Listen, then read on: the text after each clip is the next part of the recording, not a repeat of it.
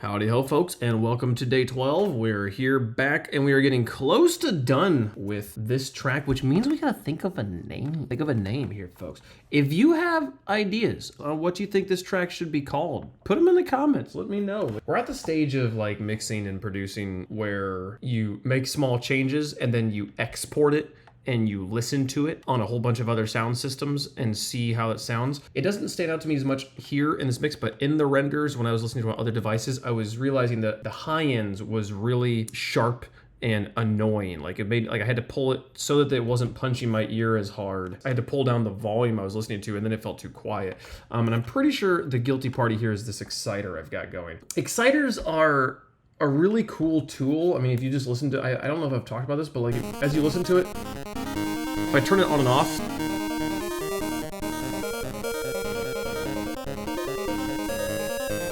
they just make the whole thing like brighter. The problem is when it actually gets rendered out, it starts to be, on some speakers, it was like harsh. So I want this sound, but I don't want it to be that sharp.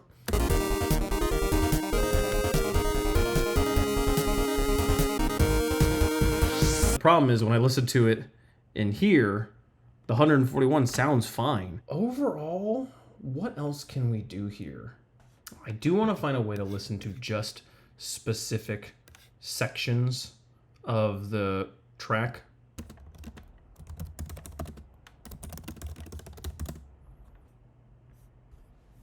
Welcome back to the Band Guide. I'm your band guy, Colin, and today we're taking a look at Logic's new mastering assistant. This is basically AI mastering built into Logic for free, so you don't have to pay for Lander or one of those other mastering services to send your song off to, and it's built right into Logic, so I can just click a button and it's going to do a quick AI master for me in seconds. Here you can just click mastering.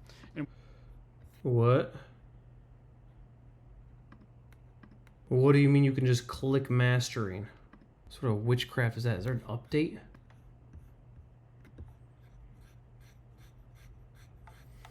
I'm gonna do that real fast. Delivering a release-ready mix with Mastering Assistant as professional palette of intuitive sound shaping tools.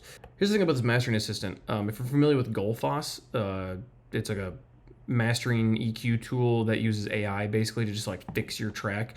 And it's one of those things where like all mixing engineers are like, don't use it until you understand the basics of what you're doing and why you're doing it, but also then use it all the time. I feel like this might be a similar type thing. I've got the thing now. Let's click here. I don't know what to think about this. This is crazy. This video has been the biggest surprise for me. I feel like other videos y'all were like, where was he going? This is crazy for me. Also, it's pretty colors. I like the colors.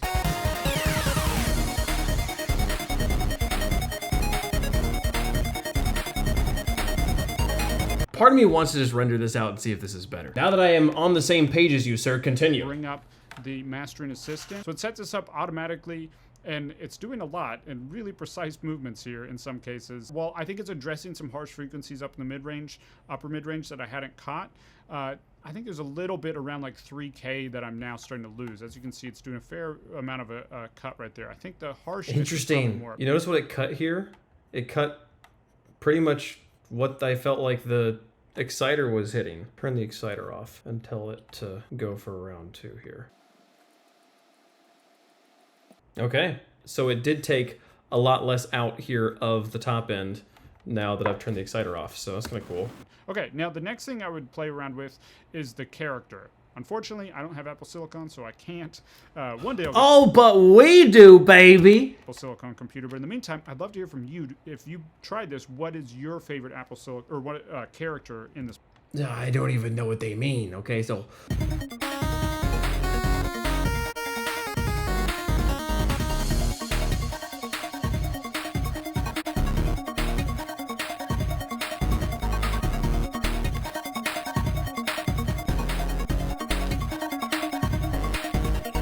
what does Valve mean? My ear is not good enough to know. I can tell they're slightly different. What do they mean, though? Because this didn't move, so what does this do? I don't know. And then the last area of the tone is just a little exciter button here. And oh, there's an exciter button! With excitement, it's basically saturation targeted at specific frequencies. What happens if I press it?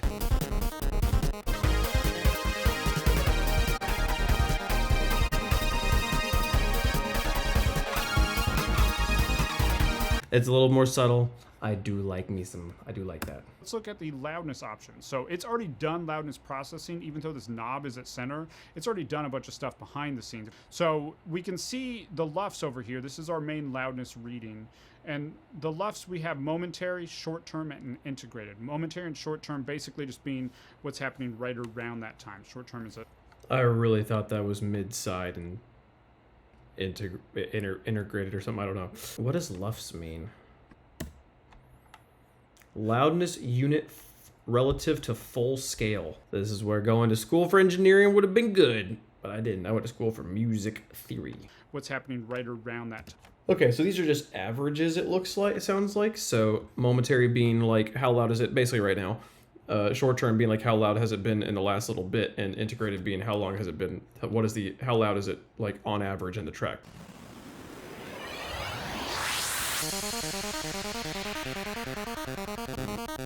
See how the integrated is slowly coming down as the average pulls it down?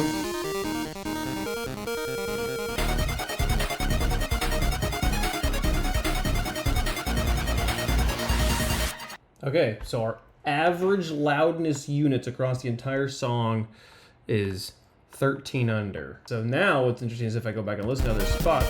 Oh, never mind, it just resets. So cool! I can still though see like how loud this is compared to the average. I know that the average is 13.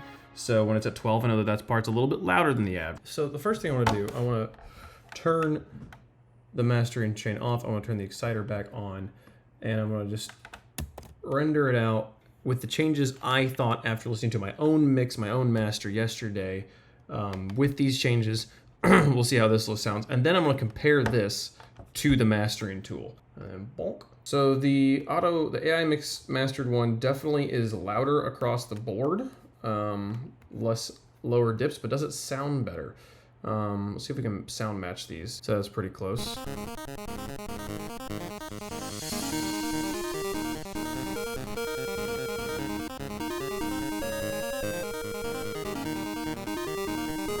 The biggest difference I noticed is that exciter.